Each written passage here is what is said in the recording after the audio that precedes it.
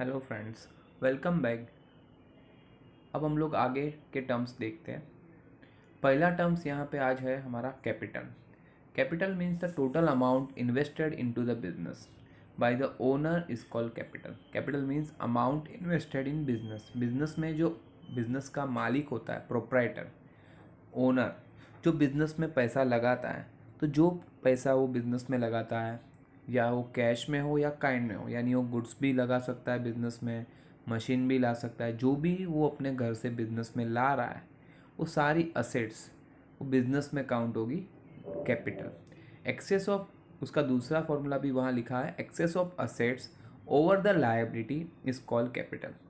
ये आपको आगे भी इक्वेशन में काम आएगा। असेट्स जब भी लायबिलिटी से जितनी ज़्यादा है, जो जो डिफरेंस होता है असेट्स माइनस लायबिलिटी का, उस डिफरेंस को ही हम लोग बोलते हैं कैपिटल। तो ये अकाउंटिंग इक्वेशन आपको आगे काम आएगी। Assets capital equals to assets minus liability. Capital is a liability of a business as this amount is payable by the business enterprise to the owner at the time of closure of business. यहाँ जो business का capital है, वो capital business के लिए liability है, जो businessman को बिजनेस जो है उसको पे करना है, क्योंकि यहाँ बिजनेसमैन और बिजनेस दोनों अलग है। तो हम लोग जो अकाउंट बनाने वाले वो बिजनेस की अकाउंट है। तो बिजनेस का अकाउंट जब है तो वो कैपिटल जो बिजनेसमैन ने कैपिटल बिजनेस को दिया है, वो पैसा बिजनेसमैन का है, बिजनेस का नहीं है। तो वो बिजनेसमैन के लिए का जो पैसा है उसको यहाँ हम लोग बोलेंगे कैपिटल, जो बिजनेस के लिए है लायबिलिटी। जो पैसा हमें जब बिजनेस बंद होगा तब ये पैसा ओनर्स को वापस देना होता है। दैट्स वाई ये बिजनेस के लिए है लायबिलिटी। नेक्स्ट है ड्राइंग। जैसा मैंने बोला कि वो अपने घर से जब बिजनेस में पैसे लाता है तो उसको हम लोग बोलते हैं कैपिटल। सेम वे जब वो बिजनेस से अपने घर के लिए पैसे लेके जाता है तब उसको हम लोग बोलते हैं ड्राइंग। तो ड्राइंग का सिंपल मीनिंग बोल तो amount withdrawn for personal use. Amount withdrawn for personal use, जब भी कोई कैश या कोई गुड्स बिजनेसमैन अपने घर के यूज़ के लिए लेता है तब हम लोग उसको बोलते हैं ड्राइंग। तो अमाउंट ऑफ कैश और वैल्यू ऑफ गुड्स और assets etcetera withdrawn from the business by the owner for personal use, तब हम लोग उसको बोलेंगे ड्राइंग। यानी बिजनेस का कोई भी असेट्स हो, कोई भी गुड्स हो या कैश हो, अगर बिजनेसमैन अपने घर के यूज़ के लिए करता है, पर्सनल यूज़ के लिए, तब हम लोग उसको बोलते हैं drawing. For example, fees of the proprietor student son is paid from the business. यानी प्रोप्राइटर के बेटे का फीस बिजनेस में से पे हुआ तो क्या हो जाएगा, ड्राइंग हो जाएगा। Same way house rent of the proprietor paid by the business, तो यानी उसका घर का भाड़ा बिजनेस ने पे किया है तो वो भी ड्राइंग होगा। LIC प्रीमियम, तो LIC देखो, LIC का नाम ही आ गया है लाइफ, तो बिजनेस का लाइफ इंश्योरेंस, बिजनेस का अगर प्रीमियम आप पे करोगे तो होता है इंश्योरेंस प्रीमियम। लेकिन अगर LIC दिया है यानी लाइफ इंश्योरेंस प्रीमियम, लाइफ किसका होता है, बिजनेसमैन का।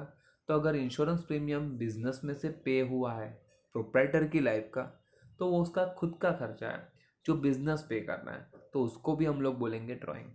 तो वैसे ही यहाँ देखो, प्रोप्राइटर्स पे college fees of his son. Proprietor अगर अपने बिजनेस के पैसों से उसके बेटे की फीस पे कर रहा है, या पे हिज मेडिकल एक्सपेंस, या वो अपने खुद का मेडिकल का कोई खर्चा करता है, मोबाइल बिल पे करता है अपने घर का, at that time this are all business में होगा ड्राइंग।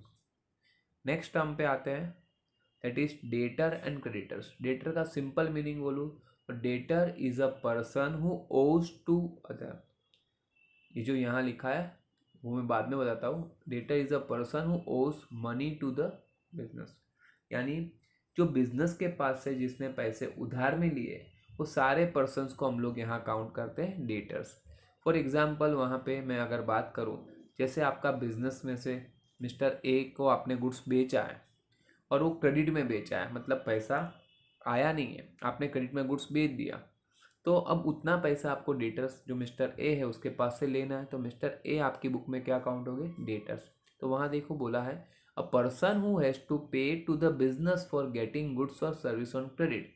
जो पर्सन गुड्स या सर्विस क्रेडिट में खरीदता है और उसका पैसा पे करना अगर बाकी है, तो वो पर्सन जिसका पैसा पे करना बाकी है, मतलब कि बिजनेस को वो पैसा लेना बाकी है, तो वो पर्सन बिजनेस के लिए काउंट होगा डेटर्स।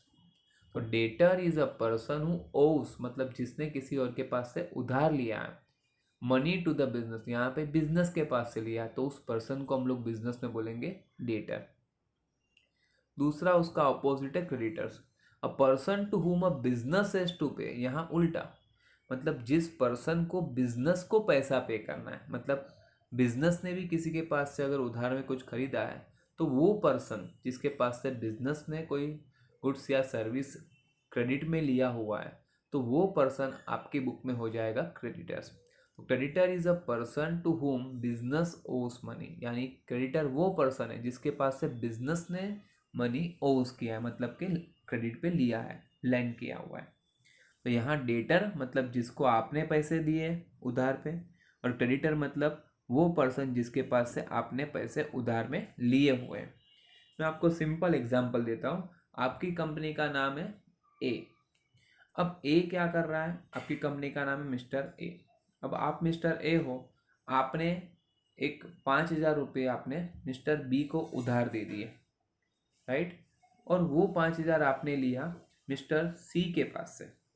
तो उस कंडीशन में आप एज अ मिस्टर ए, आपको किसके पास से पैसे लेने बाकी है, डेटर्स को आपने उधार दिया, मतलब कि आपने मिस्टर बी को उधार दिया, तो मिस्टर बी आपका बन जाएगा डेटर्स। और ये पैसा आपने किसके पास से उधार में लिया था, मिस्टर सी के पास से, तो मिस्टर सी आपका बन जाएगा creditors.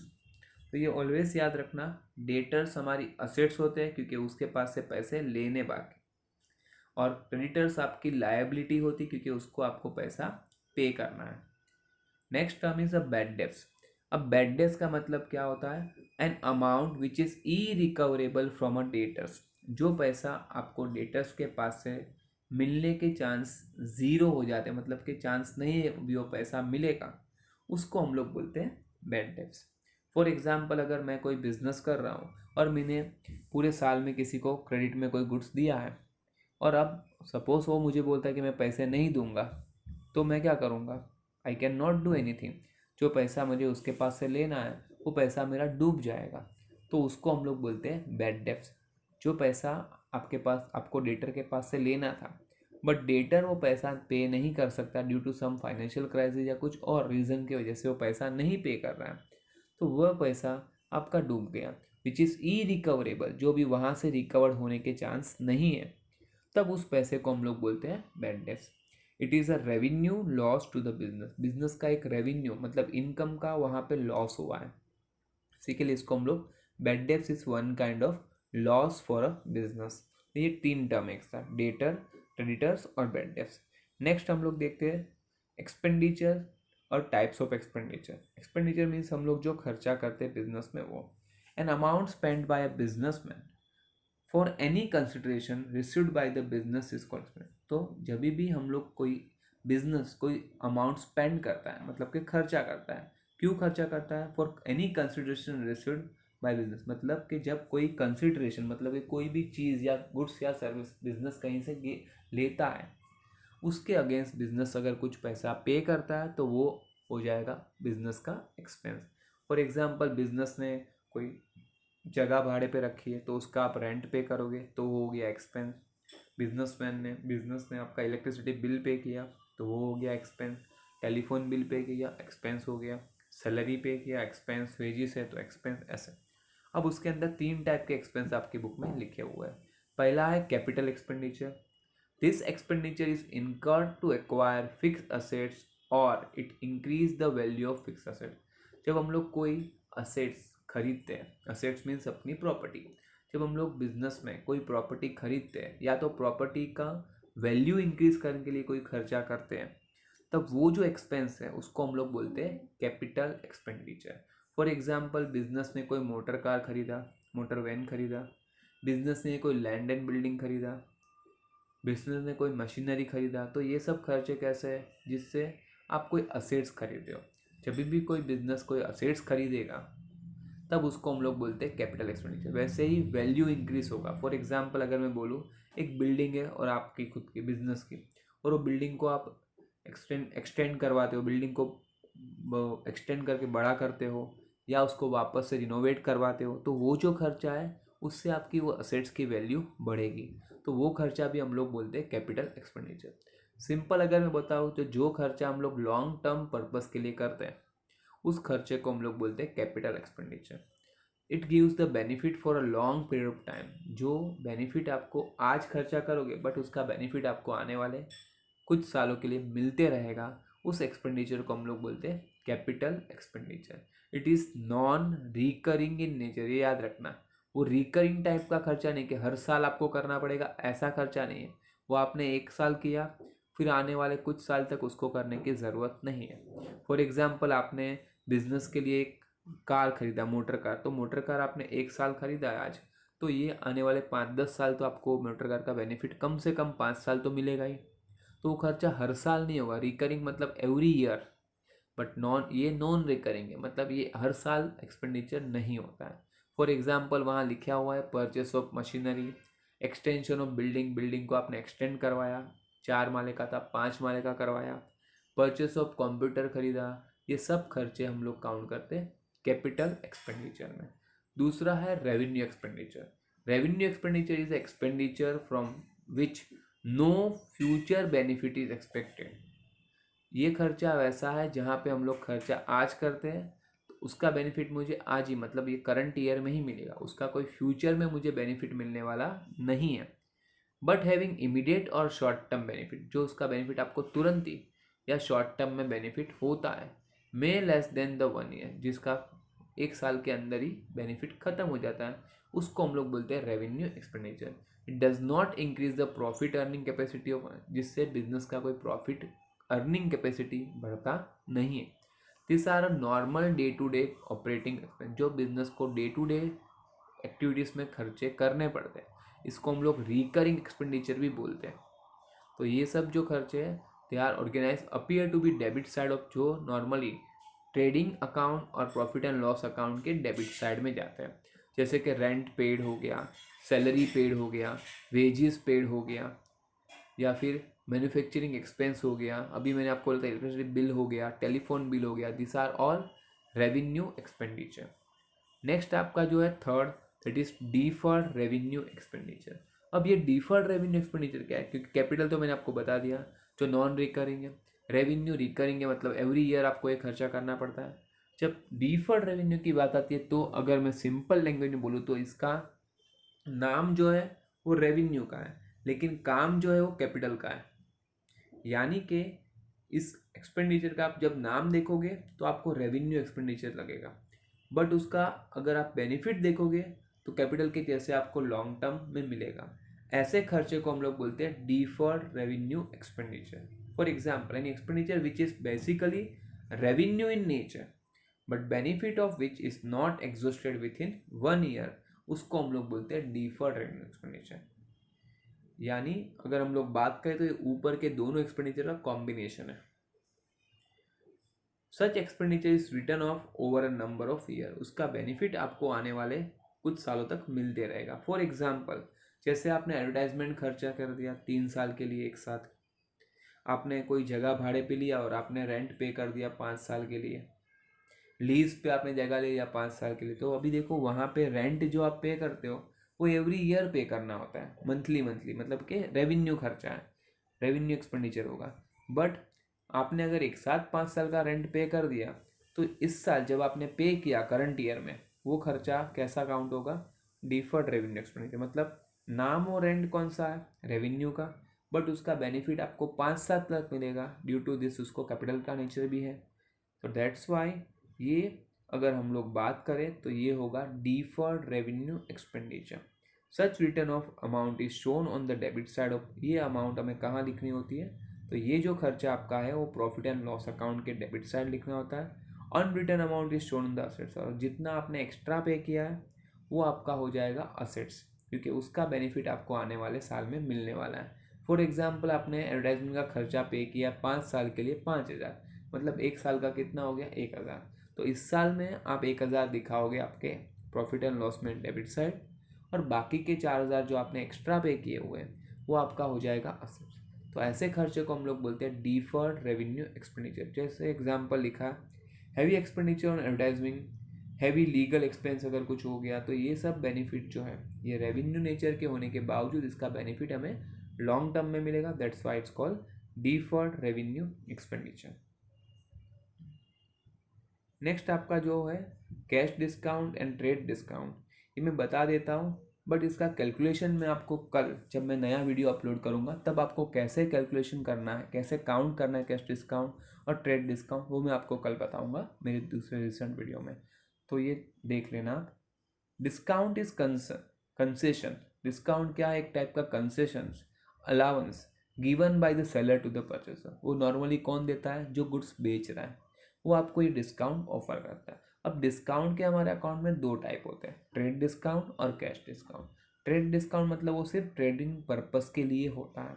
It is allowance given bye on a catalogue price और लिस्ट प्राइस, मतलब जो उसका एमआरपी रहता है उसके ऊपर हमें दिया जाता है, वो कैटलॉग प्राइस के ऊपर या लिस्ट प्राइस के ऊपर। उस डिस्काउंट को हम लोग बोलते हैं ट्रेड डिस्काउंट।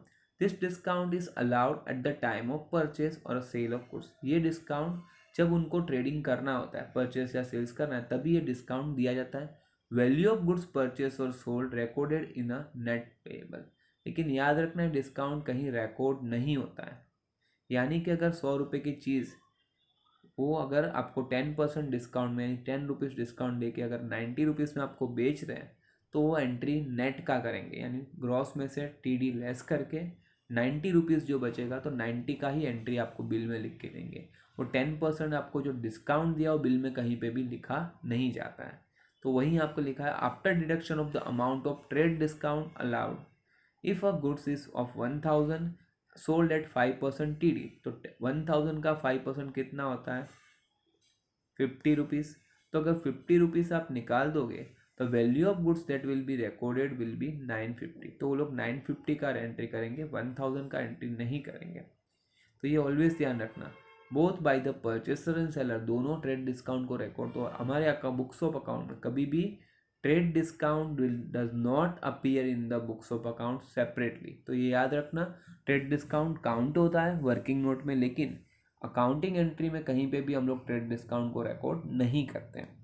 दूसरा है cash discount. It is amount deducted from the final amount due eight the time of receipt. मतलब जब हमें पैसा मिलने वाला है उस टाइम पे अगर हम लोग कुछ डिस्काउंट उसको ऑफर करते हैं कैश रिसीव करने के लिए, उस डिस्काउंट को कैश डिस्काउंट बोला जाता है। It is a concession given for encouraging the prompt payment. ये कंसेशन क्यों रहता है कि अगर फॉर एग्जांपल अगर मेरे के पास से किसी ने गुड्स खरीदा है 5000 का और वो मुझे बोल रहा है कि ठीक है मैं 2 महीने के बाद पैसे दे दूंगा। अब 5000 के लिए 2 महीना रुकना मतलब बहुत डिफ़िकल्ट हो जाएगा। तो व्हाट वी आर डूइंग, हम ऐसा सोचेंगे कि चलो अगर आज के आज अगर वो मुझे पैसे दे देगा तो मैं उसको बोलूँगा चलो 50 रुपीज़ तुझे डिस्काउंट मिलेगा। तो वो सोचेगा चलो ठीक है 2 महीने के बाद भी 5000 देना है, आज भी देना, लेकिन आज अगर मैं देता हूँ तो मुझे 50 रुपीज़ का डिस्काउंट मिल रहा है। दैट्स वाई वो क्या करेगा, वो 2 महीने रुकने के अलावा अगर वो डायरेक्टली आपको आज के आज आपको 4950 दे देगा। उसका बेनिफिट 50 रुपीज़ हो गया और आपको आपका पैसा तुरंत मिल गया। तो इस डिस्काउंट को हम लोग बोलते हैं कैश डिस्काउंट। तो कैश डिस्काउंट हम लोग क्यों देते हैं? To making the buyer make the buyer pay early. वो तुरंत ही पेमेंट कर सके, इंकरेज कर सके उसको हम लोग कि भाई तू पेमेंट जल्दी कर। It is given either for the spot payment, ये हम लोग तुरंत ही पैसे स्पॉट पेमेंट के लिए या payment with in a specific period के लिए हम लोग ऐसा देखते हैं। आपने ये बिल में भी देखा होगा, टाटा का बिल अगर आपको आता हो, टाटा इलेक्ट्रिसिटी का बिल, तो उसमें लिखा रहता है जैसे 850 का आपका बिल है तो वहाँ लिखा होगा डिस्काउंट डेट, यानी ड्यू डेट से 10 दिन पहले का डेट वहाँ लिखा होगा और लिखा होगा डिस्काउंट डेट के अंदर आप पेमेंट करोगे तो 850 का बिल आपको बोला जाएगा 840 आपको भरना है। यानी उस डेट तक अगर आप भरोगे तो आपको 850 नहीं, आपको 840 भरना है। अगर उस दिन के बाद भरोगे तो आपको 850। तब आप क्या सोचते हो, लाना 10 रुपये का डिस्काउंट तो मिल रहा है। तो इसके वजह से हम लोग तुरंत ही पैसा पे कर देते हैं। तो this kind of discount is called cash discount. Cash discount is calculated as per the deducting the trade discount. Cash discount always याद रखना, पहले ट्रेड डिस्काउंट लेस होगा, उसके बाद जो नेट वैल्यू आएगा उसी के ऊपर कैश डिस्काउंट कैलकुलेट होता है। और कैश डिस्काउंट कैश पेमेंट अगर होगा तभी रिकॉर्ड होता है, तभी हम लोग काउंटिंग करते हैं, अदरवाइज कैश डिस्काउंट काउंट नहीं होगा। Since it is a loss to the seller gain to the buyer, ये सेलर के लिए क्या है, लॉस है। क्योंकि वो डिस्काउंट दे रहा है, और बायर के लिए ये क्या है, गेन है, उसके लिए प्रॉफिट है। Cash discount appear in the books of, ये दोनों की बुक में रिकॉर्ड होगा। सेलर उसको बोलेगा डिस्काउंट अलाउड क्योंकि उसके लिए लॉस है, जबकि बायर उसको लिखेगा डिस्काउंट रिसीव्ड क्योंकि उसके लिए वो गेन है। ठीक है, यहाँ तक मैं आज आपको कंप्लीट कर रहा हूँ। कल मैं जो नया वीडियो अपलोड करने वाला उसमें कैश डिस्काउंट और ट्रेड डिस्काउंट कैसे कैलकुलेट करते हैं उसका मैं वर्किंग नोट आपको दिखाऊंगा, so that you can be able to understand how to calculate trade discount and cash discount, okay?